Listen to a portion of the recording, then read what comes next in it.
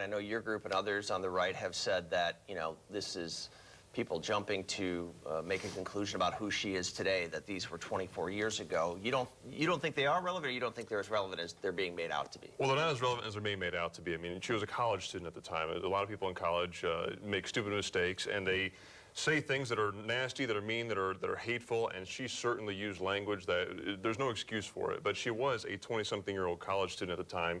This was before she even graduated with her undergraduate program, and she came out and she apologized for those remarks. I think that shows you where she's at today, is the fact that she was not going to stand by these types of comments. You can be a conservative and not embrace that sort of rhetoric. It's not something that you should embrace and use to defend your positions, and she's not doing that today. And what I think was somewhat interesting as this entire debate unfolded is the fact that, we're talking about something that took place 24 years ago. Certainly was worthwhile asking her, where does she stand today? Would she use that sort of rhetoric today as a jurist? She said no. But the organization that brought it up, Jenny's group, is led by Scott Ross, who, as unfortunately as recently as last week, was using vulgar terms even publicly to describe people he disagreed with. So the level of political discourse in this country has certainly gone down, and at least Rebecca Bradley had the courage to speak up and say these are not the types of statements that I would use right now. Scott Ross isn't running for public office, though, correct? I mean, we're talking about an elected official who's been appointed to the Supreme Court, and I understand 24 years ago, but she's held to a higher standard than Scott Ross. Well, absolutely. If you're running for the top court in the state, you should be held to a high standard, and you should be asked to explain where you stand on key and important issues and particularly controversial statements that you've made. But at the same time, Scott Ross is a big public figure here in the state of Wisconsin. He is someone that is looked up to by the left. He certainly, I think, did some outstanding research in finding these types of these editorials that were from Rebecca Bradley's past. Do you feel like she needs to make more of a statement on this, or is it time to get past this? Well, I think it's time for her, to move on at this point. She made her statement. She made her apology. She clarified that that's not the type of rhetoric she would use today. I mean, you look what was happening back in the early 1990s. I mean, President Bill Clinton was just going to sign the Defense of Marriage Act, which is something he's since repudiated. People can change since the 1990s. People like her have certainly matured. And, we've had individuals, State Representative Gordon Hintz, who several years ago used violent language on the assembly floor and then was busted in a prostitution ring.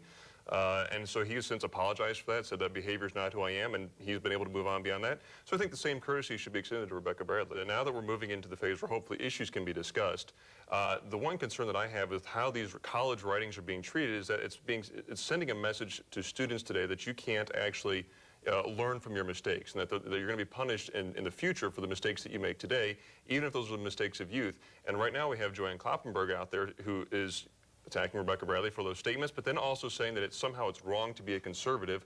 For her part, Joanne Kloppenberg just this week had a fundraiser with the largest Obama campaign bundler here in Madison. And yet she wants to hold herself out as nonpartisan. So I think it's appropriate for scrutiny to be leveled on both sides of this race, because this is a very important race. It's a lot of issues are on the table that will be decided by the state Supreme Court. And so I think that Joanne Kloppenberg's record of being a liberal activist is certainly fair game. What specific, when you say her record, what's on that record that you call her a liberal activist?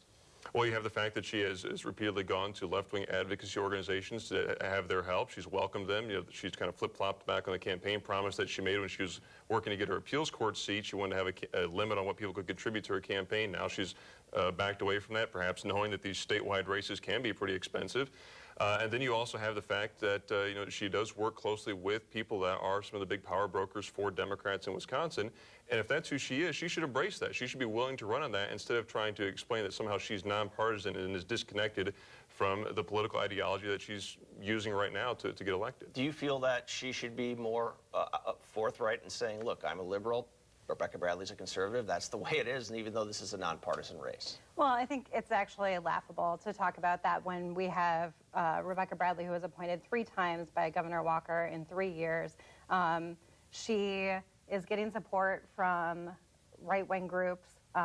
She is having her campaign managed by the same people who managed Governor Walker's campaign. Her campaign chair when she ran for circuit court was Michael Grebe, head of the right-wing Bradley Foundation, who happens to also be the co-chair of Governor Walker's gubernatorial campaign. So those types of ties are certainly very prominent in Rebecca Bradley's campaign, and I think have been an issue. On the other hand, Joanne Kloppenberg served at the Department of Justice under both Republicans and Democrats, and certainly has a much longer record of acting in a nonpartisan or bipartisan manner on behalf of the people of Wisconsin.